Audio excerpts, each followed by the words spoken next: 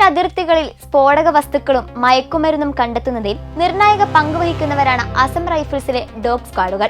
ഇതുവരെ labour ഡോഗുകളും German ഷെപ്പേർഡുകളുമാണ് ഈ മേഖലയിൽ തിളങ്ങിയിരുന്നതെങ്കിൽ ഇനി മുതൽ കഥ മാറും.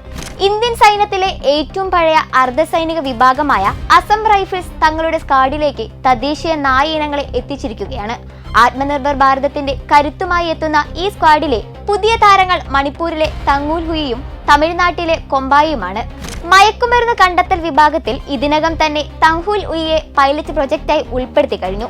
ഏപ്രിൽ മാസം മുതൽ 10 കൊമ്പായി നായ്ക്കളെ കൂടി പരിശീലനത്തിനെത്തിക്കും.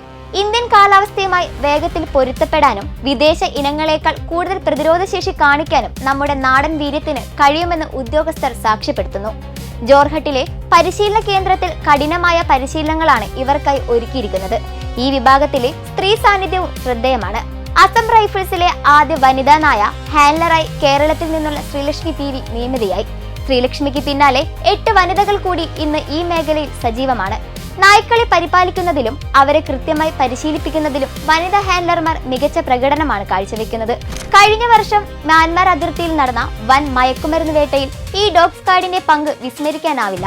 ഭാവിയിൽ പ്രകൃതി ദുരന്തങ്ങൾ ഉണ്ടാകുമ്പോൾ തിരച്ചിലിനും രക്ഷാപ്രവർത്തനത്തിനുമായി കൂടുതൽ നായ്ക്കളെ സജ്ജമാക്കാനാണ് സേനയുടെ ലക്ഷ്യം.